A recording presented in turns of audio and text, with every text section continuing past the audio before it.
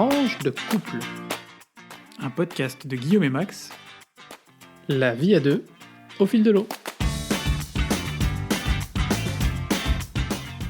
Bonjour, bonsoir. Ça y est, c'est déjà le 21e épisode de notre podcast Tranche de couple. On est ravis de vous retrouver. Voilà, ça fait 15 jours depuis le dernier épisode, mais c'est le rythme. Et vous êtes toujours plus nombreux à nous écouter. Au moment où on enregistre ce podcast, il y a déjà 1339 écoutes de notre podcast. Donc voilà, c'est super chouette, on est vraiment très contents. Comment tu vas, Guillaume, aujourd'hui ? Bah ça va, écoute, chaudement. Et oui, La cette Belgique, semaine c'est plus que c'était. Hein. va être une vraie canicule. Oui, pas une vraie... On va frôler les 30 degrés, quoi. C'est l'été. Ouais, pendant quelques jours quand même. Hein. Mm. Je crois que c'est la définition de la canicule, non ? C'est ça, absolument.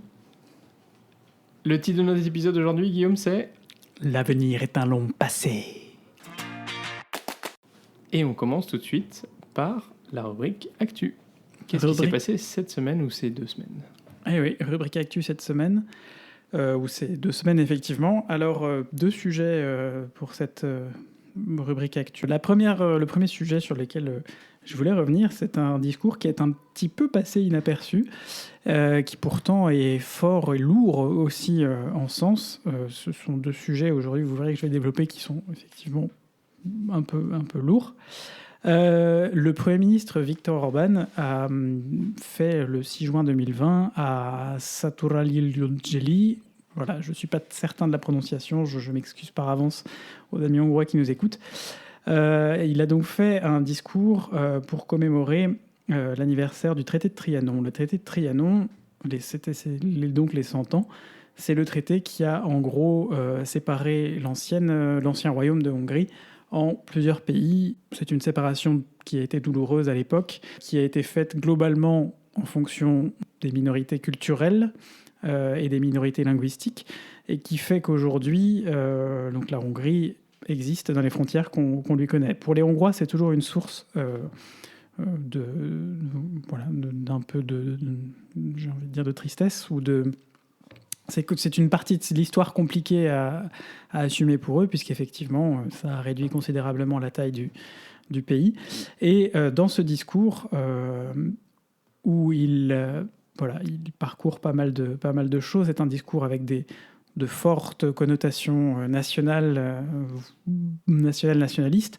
C'est donc la Hongrie, c'est l'un des 2 pays avec la Pologne qui ont maille à partir beaucoup avec la Commission européenne et l'Union européenne en ce moment, puisque les décisions ne vont pas dans le sens de ce qui s'est fait dans d'autres pays de l'Union européenne, notamment en termes de séparation des pouvoirs.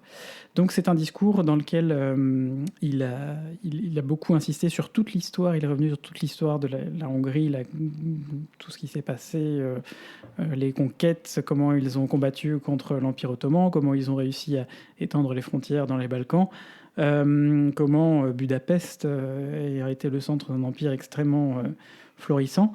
Et puis après, jusque-là, voilà, on commémore, il n'y a pas de souci. À un moment donné, on passe quand même sur le fait que... il oublie un peu de parler de la période où la Hongrie a été sous la coupe de l'URSS, ou en tout cas, il n'en fait pas un très grand cas. Et puis, c'est surtout, on sent une certaine animosité envers notamment l'Angleterre et la France, le Royaume-Uni et la France. On sent que ce sont des empires qui ont peut-être, à l'époque, bénéficié de régimes de séparation un peu différents. Après, voilà, chaque pays a besoin de gérer ses propres identités et sa propre histoire de façon particulière. On espère que ce discours ne sera pas le premier d'une série de discours trop nationalistes, puisque ce serait dommage, et pour la Hongrie et pour l'Union européenne, que ça aille un peu plus loin dans une Union européenne où le populisme a déjà beaucoup touché. Deuxième sujet pour aujourd'hui, on a parlé la dernière fois du mouvement Black Lives Matter, qui a pris un peu d'amplitude. Et qui continue, qui se poursuit. Ce qui s'est beaucoup passé ces 2 dernières semaines, c'est on a eu notamment en Angleterre, avec des déboulonnages, et aux États-Unis, des déboulonnages de statues. En Angleterre, c'était plutôt des statuts colonialistes, d'anciens personnages liés à l'histoire coloniale. Aux États-Unis, c'est beaucoup de statuts de personnages liés, de personnages confédérés, donc des États du Sud, au moment où les États-Unis avant que les États-Unis se rassemblent, il y avait l'État du Sud et l'État du Nord, le Nord étant des États où l'esclavage avait été aboli, le Sud étant des États constitués d'États où l'esclavage était toujours en cours. Donc voilà, c'est deux façons de faire. Moi, je voudrais rappeler une citation d'un philosophe américain qui s'appelle George Santayana, qui est un philosophe de la fin du 19e siècle, début du 20e siècle, qui dit « Ceux qui ne peuvent pas se souvenir du passé sont condamnés à le revivre ». C'est important pour moi de parler de cette citation parce que je ne suis pas persuadé que le déboulonnage des statuts permette de mieux comprendre l'histoire. Je pense en tout cas que si ces statuts n'ont pas la place dans l'espace public, il est important d'en discuter. Il est surtout important de discuter de qu'est-ce qu'on en fait, puisque faire disparaître l'histoire n'est pas une bonne idée. Donc en Angleterre, une des statues qui a été déboulonnée va être mise dans le musée de la ville, ce que je trouve être une très bonne initiative, avec une explication effectivement sur le passé colonialiste de l'individu en question. Toujours pour terminer sur cette rubrique et sur cette question de Black Lives Matter et tout ce qu'il y a autour, les violences policières, je voulais revenir sur un article de Courrier International qui traduit à ce moment-là un article qui nous vient du New York Times, où aux États-Unis, on s'est un peu posé la question à un moment donné de est-ce qu'il faut virer le chien policier Chase de la Patte Patrouille. Voilà, grosse information. Donc la Patte Patrouille, pour remettre dans le contexte, c'est un dessin animé pour les enfants. Les parents sauront ce que c'est, Patte Patrouille. Voilà, les parents sauront ce que c'est. Je laisse les autres, je vous laisse aller voir un peu ce que c'est sur YouTube. Et donc, il y a plusieurs personnages, notamment un chien policier. Et à un moment donné, des gens se sont quand même demandé si ce chien policier, qui était franchement un peu trop gentil, avait bien sa place dans Patte Patrouille. Je trouve que c'est un peu tiré par les cheveux et que là, ça va un peu loin. Tu pousses le bouchon un petit peu trop loin. Un peu loin, Maurice. Enfin, Chase, en l'occurrence. Max, je te laisse la parole, j'ai beaucoup parlé. Rubrique décalée. Rubrique décalée. Ah oui, effectivement, on s'est dit que vu qu'il y avait de moins en moins, et il y aura peut-être comment dire, ça serait un peu épisodique en fonction de l'actualité, que ça faisait sens de remonter ce petit point sur donc la relation future entre l'Union européenne et le Royaume-Uni plutôt que le Brexit. Effectivement, puisque le Brexit, il a eu lieu l'année dernière, vous vous en souvenez. Et donc voilà. Donc depuis décembre, les négociations ont lieu entre l'équipe de Michel Barnier et l'équipe de Michael Gove, je crois, le ministre britannique chargé des relations avec l'Union européenne ou de la relation future. Et on en a parlé déjà la dernière fois, les choses ne progressent pas beaucoup. Donc ce qui était convenu dans ce qu'on appelle le Withdrawal Agreement, donc l'accord de séparation, de retrait de l'Union européenne, du Royaume-Uni de l'Union européenne, c'était qu'à mi-parcours de cette période de transition, donc en juin, le Royaume-Uni et l'Union européenne feraient le point sur les négociations et que ça constituait la dernière échéance pour le Royaume-Uni de demander une extension de 1 à 2 ans si on s'apercevait qu'en fait les négociations prenaient plus de temps que prévu, parce que une année, et en réalité c'est beaucoup moins puisque c'est plutôt 8 mois pour négocier un accord de relations notamment commerciales, c'est extrêmement difficile, extrêmement ambitieux. Donc on savait que ça serait difficile. Mais vous vous souvenez aussi que Boris Johnson avait fait un point de campagne de dire il fallait que le Royaume-Uni retrouve sa liberté et sa souveraineté complète. Et par conséquent, au terme de la période de transition d'une année, il fallait que on soit dans la nouvelle relation, ou en tout cas que le Royaume-Uni ne soit plus contraint par les politiques de l'Union européenne. Et donc, suite à la conférence de presse de Barnier la dernière fois, où il avait été assez amène et acerbe sur les discussions, le 15 juin, Boris Johnson a rencontré les présidents des 3 institutions européennes, donc Charles Michel pour le Conseil européen, Ursula von der Leyen pour la Commission et David Sassoli pour le Parlement européen.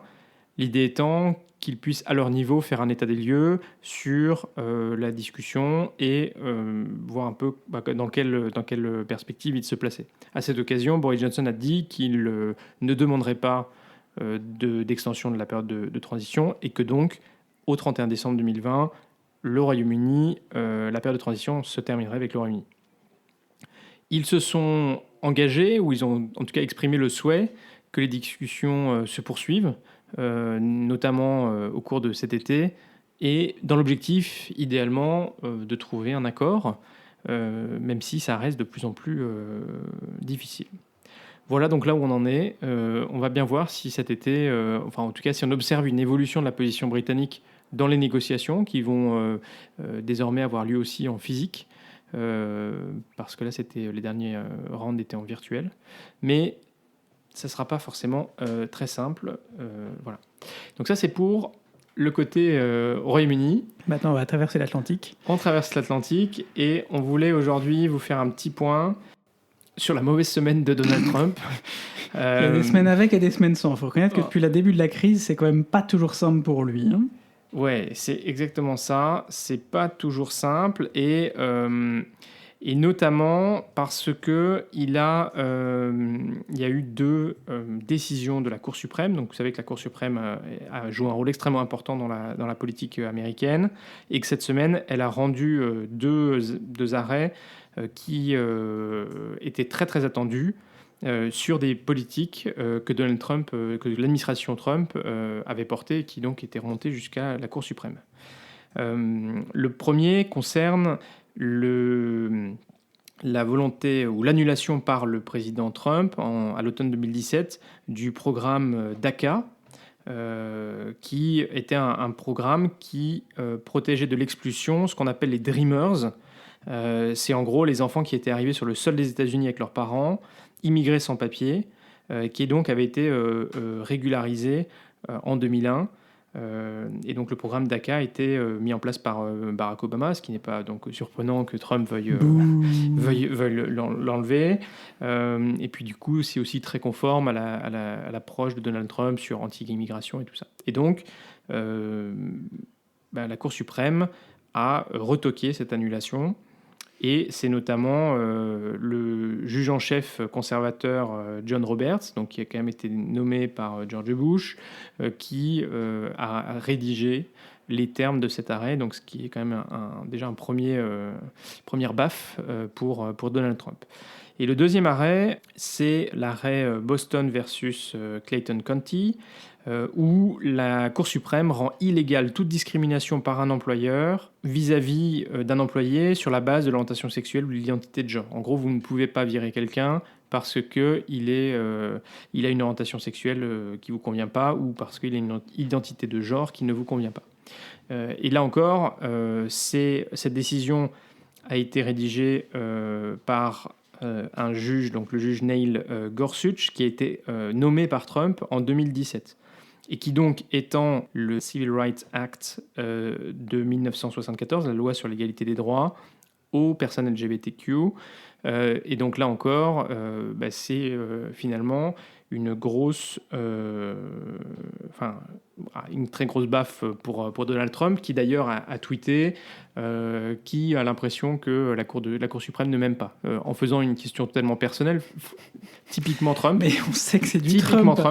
Tout est personnel avec Trump. C'est pas l'Amérique. C'est pas Make America Great Again. C'est Make Donald Trump Great Again. Voilà.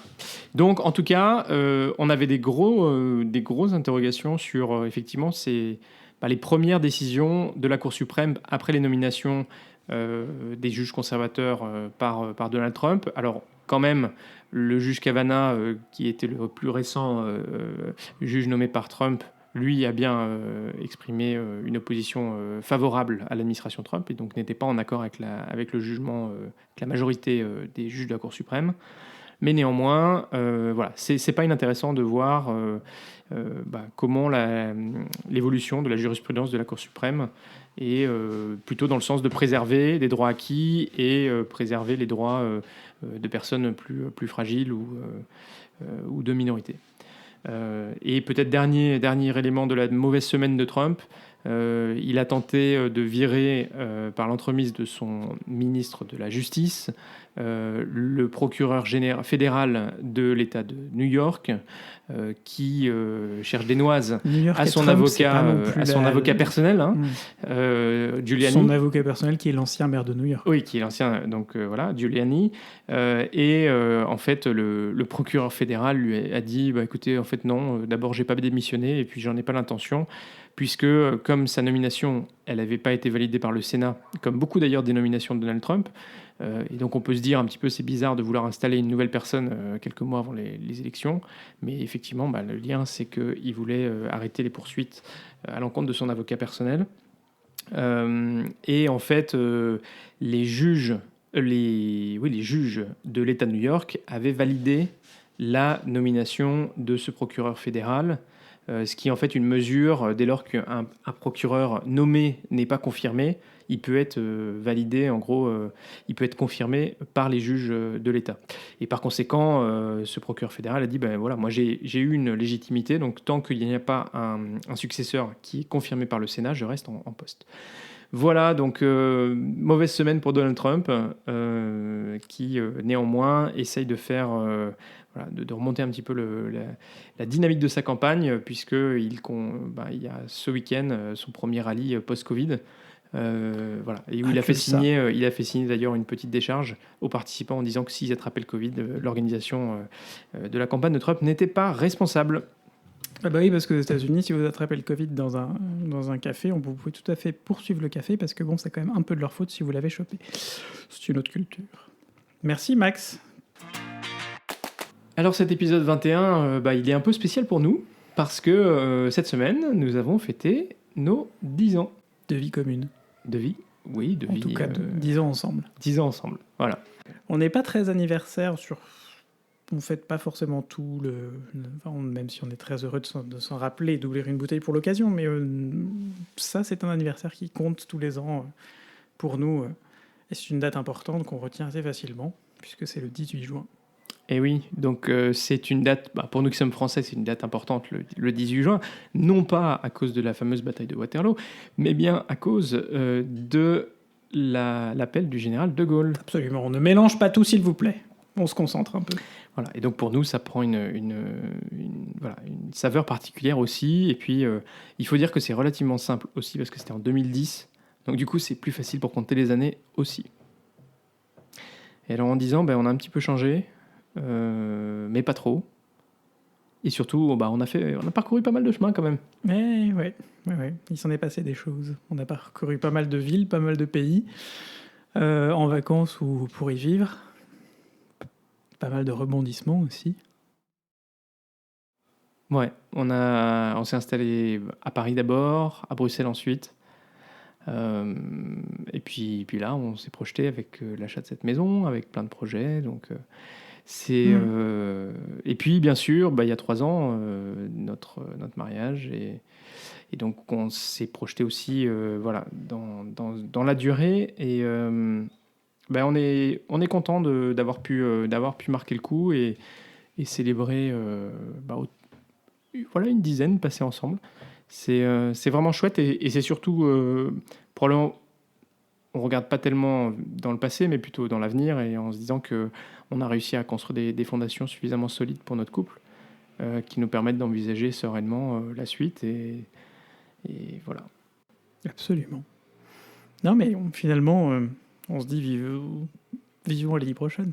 Et c'est marrant parce que je sais pas toi mais quand j'ai mentionné à quelques personnes qu'on fêtait nos 10 ans et c'est vrai que je pense que la réaction des gens montre aussi à quel point c'est aussi quand même un paquet d'années. Enfin, mine de rien, on a l'impression que c'était un peu hier. Mais bon, 10 ans, c'est pas rien quand même. Bon. Il s'est passé plein de trucs. C'est vrai que maintenant, t'as un petit peu de poils blancs dans ta barbe. Je fais une Édouard Philippe. Bon, écoute, ça arrive même au meilleur, la preuve. Ah, tu veux dire que c'est temporaire, que ça va... Non.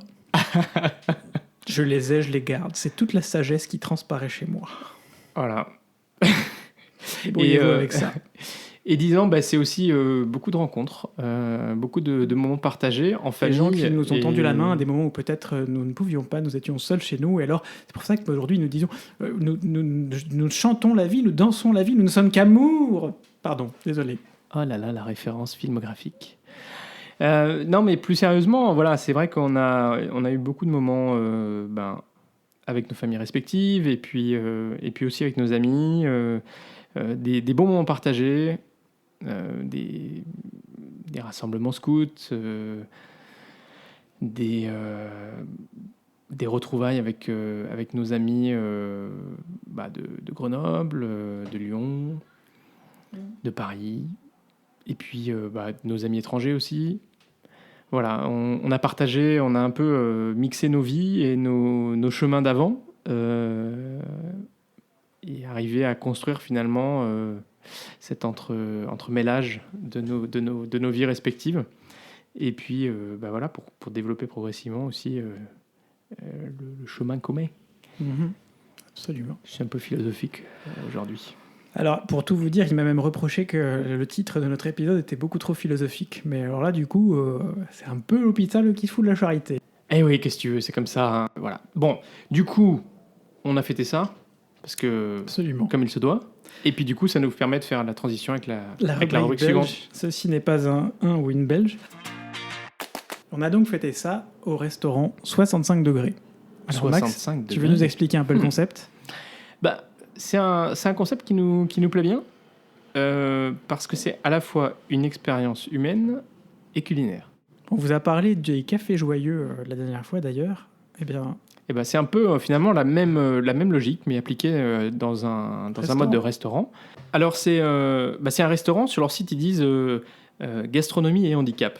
Alors bon, moi j'ai dit expérience humaine et culinaire, mais je crois que c'est un peu... Ça marche aussi. Ça marche aussi. Alors pourquoi 65 degrés? Alors ils disent 65 degrés, c'est la température à laquelle cuisent les œufs parfaits. Le blanc cuit à 62 degrés, le jaune à 68, et du coup à 65 degrés, on a un œuf parfait. Donc, clin d'œil à la perfection gastronomique. Ce restaurant a été fondé par 4 personnes avec différentes compétences qui agissaient auprès de personnes porteurs de handicap et de gestion d'entreprise depuis plusieurs années, et qui se sont du coup entourés de spécialistes de l'intégration du handicap dans le milieu socio-professionnel et des professionnels de l'ORECA. Donc ORECA, c'est... Hostellerie, restauration, café. C'est un gros secteur. C'est un gros secteur en Belgique. Voilà, donc ils ont lancé ce restaurant. D'ailleurs, je ne sais pas en quelle année.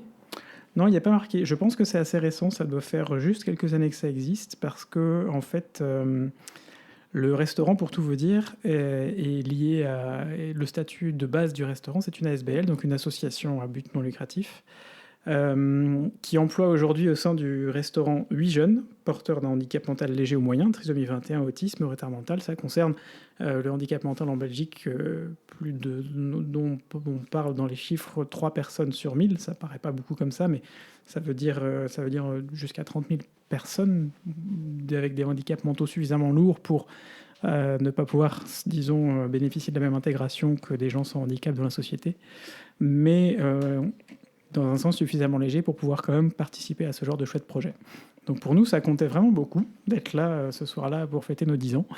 Ça correspond un peu au parcours, je crois qu'on a aussi à nos parcours de vie respectifs, chacun de notre côté et puis ensemble aussi, parce qu'on a eu une vie avant ces 10 ans. On n'en a pas beaucoup parlé, mais avant ces 10 ans, moi j'ai eu 22 ans, toi t'en as eu 24. Oh là là. Ouais, voilà. Et donc, voilà, on vous invite à aller sur le site le site internet de ce restaurant. Surtout si vous passez par Bruxelles, réservez en avance, ou si vous êtes en Belgique ou vous habitez dans la région de Bruxelles, prenez-vous-y un peu en avance, réservez un peu en avance. Passez-y, c'est des tarifs qui sont relativement abordables pour un restaurant de ce niveau. Max, tu veux... Ah oui, parce que faut le dire, c'est quand même un restaurant plutôt gastronomique. Donc ils disent, j'aime bien, l'idée c'est une qualité culinaire irréprochable et un service 3 étoiles, sourire compris. Bon, nous malheureusement il y avait les masques, alors les sourires on les a devinés mais pas forcément vus voilà, avec le masque, mais c'est vrai que c'est quand même un restaurant gastronomique, et donc c'était tout à fait c'était le bon format pour fêter ces 10 ans pour nous deux. Et j'ai trouvé, du coup, fondé en mars 2018, Voilà. la SBL. 2 ans.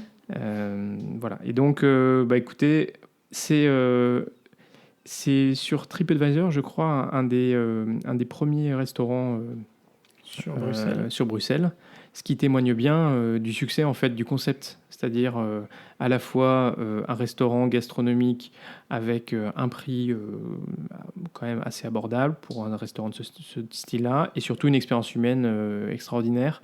On Et, était, pour tout vous dire, 4 plats, donc 2 entrées, un plat principal, un dessert. On est sur une formule à 55 €. voilà, auquel il faut Ce qui est rajouter très les raisonnable. boissons, mais néanmoins, voilà, c'est très Ça, agréable. c'est le principe. Et puis, Chacun fait et ce puis qu'il veut. surtout, On n'oblige personne à se prendre une murge. c'est vrai. Et puis surtout, je pense qu'il y a comme d'habitude dans ce genre de restaurant, ce qui est aussi sympa, c'est que vous pouvez venir à midi. Et du coup, là, vous avez soit un menu à 3 services à 39 €, soit 2 services à 34 €, soit un plat à 28 €. Et ils ont une super terrasse. Donc, je pense que c'est aussi, voilà, si vous souhaitez, peut-être dans le cadre d'une occasion, peut-être un peu moins, voilà, pouvoir venir avec un prix plus abordable, le déjeuner à midi est une bonne Toujours une opportunité. option. C'est l'heure de la rubrique culture. Bah oui, cette fois-ci, on va la faire dans le bon ordre, hein, parce qu'on a un peu chamboulé tout ça. Il faut revenir à des choses plus cadrées, non, là, je dis n'importe quoi. Rubrique culture, cette fois-ci, je vais être dans la continuité de ce que j'ai fait. Je tiens à dire, quand même, je souligne, je ne sais pas si c'est le moment, mais que depuis le début de ce podcast, nous n'avons pas prononcé une seule fois le mot « k ». Ah oui, celui-là. Bah, Yes. ne dis pas alors. Voilà, c'est pour ça que je ne dis pas. Et je trouve que c'est déjà un progrès. On est revenu au new normal. La vie reprend son cours petit à petit. On n'est pas encore au new normal comme dit Max. En tout cas, on n'est pas encore au normal, on est au new normal. Je voulais vous parler de différentes initiatives dont nous avons entendu parler ou nous avons ouï dire aussi originales en matière culturelle ces derniers jours. La première initiative donc est celle du Festival musical de Namur, qui est un festival de musique classique qui a lieu tous les étés au début du mois de juillet à Namur et dans les environs, qui met en place cette année, donc pour pouvoir respecter les distanciations sociales. On sait que la culture, c'est un domaine dans lequel les distanciations sont difficiles à respecter. C'est aussi un domaine comme d'autres où les États c'est clairement pas la priorité pour un certain nombre d'États. J'y reviendrai aussi après. Et donc, ils ont mis en place des drive-in de concerts, c'est-à-dire c'est des concerts sur des grands parkings où vous avez un podium avec un orchestre. Alors, on va dire le côté un peu moins sympa, c'est que c'est pas de la musique complètement acoustique, c'est de la musique avec un peu de sonorisation pour qu'on puisse l'entendre, mais c'est une façon originale de conserver les distanciations sociales. Dans la même veine, mais encore un peu différent, l'Opéra de Berlin s'est adapté. Il a donné le 12 juin dernier sa première représentation post qu'il a donné donc dans son parking en fait, dans le parking de l'Opéra, qui a été transformé pour l'occasion en salle de spectacle. Pour pouvoir respecter les règles sanitaires, ils ont apparemment trouvé, ce qui est assez formidable, sous un toit ils avaient un toit de tôle dans le fond du parking qui permettait une acoustique formidable. J'ai pas pu écouter ce que ça donnait, je pense pas qu'il était enregistré, mais en tout cas ça montre qu'on commence à avoir des initiatives intéressantes émerger. J'en profite pour faire un petit cocorico maison pour dire que La Monnaie à Bruxelles a aussi relancé sa saison de concertino, donc des petits concerts de musique de chambre qui sont retransmis en direct sur le site internet de La Monnaie à 12h30 tous les vendredis et en direct sur la place de La Monnaie. Celui de ce vendredi dernier, 19 juin, me touche tout particulièrement puisque ce sont 2 jeunes chanteurs de notre académie de chant qui se sont produits, Maxime Melnik et Margot de Valençard, accompagnée par Uri Bronchti. Voilà, c'était un peu la minute d'autopromotion, mais qui fait plaisir parce qu'on sent qu'on revient quand même à quelque chose. Et pour finir, sur un petit coup de gueule culturel, c'est le coup de gueule que j'adresse aux partis de droite flamands qui ont bloqué au Parlement belge la semaine dernière une résolution qui visait à mettre en place toute une série de solutions et de mesures pour aider à accompagner les artistes, le monde artistique dans cette nouvelle ère qui s'ouvre. Le monde artistique a été particulièrement touché, alors parce qu'il y a des statuts qui font que pour pouvoir être payé comme d'autres, il faut pouvoir travailler. Sauf que là, clairement, tout le monde ne pouvait pas travailler. Personne n'a pu travailler pendant 3 mois d'ailleurs. Et la Belgique a beaucoup tardé. Je critique pas mal. J'essaie de limiter mes critiques en règle générale. Je critique cependant pas mal le ministre français de la Culture, Franck Riester, qui est tout à fait absent depuis plusieurs mois, ou quand il sort quelque chose, en général, c'est pas forcément ce qu'on serait en droit d'attendre. Mais là, je vais aussi pousser un coup de gueule contre la NVA et le Vlaams Belang, donc deux partis plutôt à droite, voire très très très très très à droite pour le Vlaams Belang, et puis le CDNV et le PNVLD, qui sont des partis plutôt plus centristes, en tout cas, que les deux précédents, mais qui tous ensemble ont voté contre cette motion et ont demandé l'idée, c'était de faire chiffrer par le Conseil d'État les mesures. Ok, jusque-là, je comprends qu'on va y savoir combien ça va coûter, mais ils n'ont pas mis en place, ils n'ont pas demandé de procédure d'urgence qui permette un chiffrage en une semaine, ce qui fait que c'est renvoyé au mieux au 21 juillet, au pire au mois d'août. Voilà, tous ces artistes on pense que le milieu de l'événementiel, en général en Belgique, c'est entre 80 000 et 150 000 personnes minimum qui sont touchées directement, et indirectement, c'est plusieurs centaines de milliers de personnes. Voilà. T'as posé ça là, et c'est effectivement assez triste. Max, on va venir sur un sujet chaud. Exactement. Aujourd'hui, on voulait parler d'un sujet qui nous touche tous, et sur lequel on est tous un peu acteurs. Internet, plus gros pollueur de la planète ? Ah bon, tu veux dire que quand on surfe, c'est pas juste notre unité centrale qui chauffe? Et voilà. Alors, si Internet était un pays, il serait le 3e plus gros consommateur d'électricité au monde, Oufti. derrière la Chine et les États-Unis. Donc, au total, on estime que le numérique consomme 10 à 15% de la consommation de l'électricité mondiale, soit l'équivalent de 100 réacteurs nucléaires. Et malheureusement, cette consommation double tous les 4 ans. Et on peut imaginer qu'elle a aussi doublé pendant le confinement, puisqu'il y a eu pas mal de choses positives pour le climat. Je ne suis pas sûr que ça s'en était nécessairement une. Tu veux nous expliquer un peu plus en fait ce qui se passe derrière? Parce que finalement, on n'a pas l'impression quand on va sur Internet qu'on réchauffe la planète. On nous propose même sur certains moteurs de recherche, comme vous en avez parlé il y a quelques épisodes, de planter des arbres. Mais... Oui, alors effectivement, la croissance du web, c'est vraiment un enjeu environnemental de premier plan pour les années à venir. On estime que la consommation électrique du web atteindra en 2030 la consommation mondiale, tous secteurs confondus, de 2008. Donc, potentiellement, première source mondiale de pollution. Il faut prendre en compte effectivement la croissance exponentielle du numérique, qu'on peut difficilement alimenter seulement avec des énergies renouvelables. Et en matière d'émissions de gaz à effet de serre, de CO2, Internet pollue 1,5 fois plus que le transport aérien. Et c'est quelque chose que nous, les citoyens, n'avons pas forcément en tête. Et la moitié des gaz à effet de serre produits par Internet provient de l'utilisateur, l'autre moitié étant divisée entre le réseau et les data centers. Alors les data centers, effectivement, c'est quand même un gros impact environnemental, parce que c'est eux finalement qui reflètent la croissance du numérique. Plus tu as d'utilisation d'Internet avec du numérique, plus tu as besoin de stocker, et donc plus tu as besoin d'avoir des data centers. Donc, par exemple, en France, en 2016, on avait 182 centres de données concentrant à peu près 8% de la consommation électrique nationale.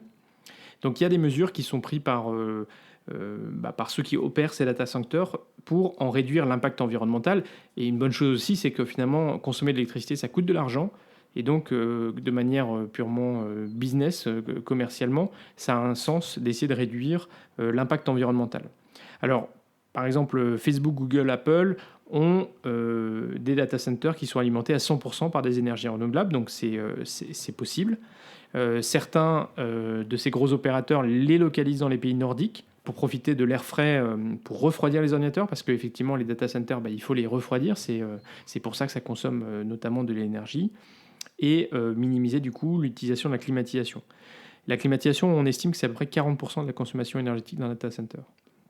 Et puis, à l'inverse, on peut réutiliser la chaleur qui est émise par un data center soit pour réchauffer de l'air ou des circuits d'eau. Donc en Seine-et-Marne, par exemple, il y a une piscine et une pépinière entreprise qui, en gros, utilise le chauffage, qui se chauffe en gros grâce à l'énergie, à la chaleur produite par un data center. Comme quoi. Alors, nous les internautes, on a une part de responsabilité, ou en tout cas, on peut avoir une empreinte, puisque, oui, je l'ai dit, 50% des gaz à effet de serre d'Internet, c'est l'utilisateur. On est, les chiffres de 2016, c'est 3,9 milliards d'internautes, 47% de la population mondiale, ce qui montre aussi qu'avec la démocratisation Internet dans un certain nombre de pays du globe, démocratisation numérique, expansion du digital, il y a aussi, on n'est pas au bout de la ça va croissance. augmenter. Et donc on estime qu'on aura une augmentation, qu'il y a une augmentation de 30% en 2020, donc entre 2016 et 2020. Donc les emails, par exemple, ils émettent énormément de gaz à effet de serre et ils consomment en fait pas mal, parce que chaque heure dans le monde, 12 milliards de mails sont envoyés, ce qui au total équivaut à une consommation de 50 gigawatts par heure, donc à peu près 18 centrales nucléaires pendant une heure. C'est quand même pas rien. Donc si tu envoies un mail avec une pièce jointe de 1 mégaoctet, c'est quasiment rien.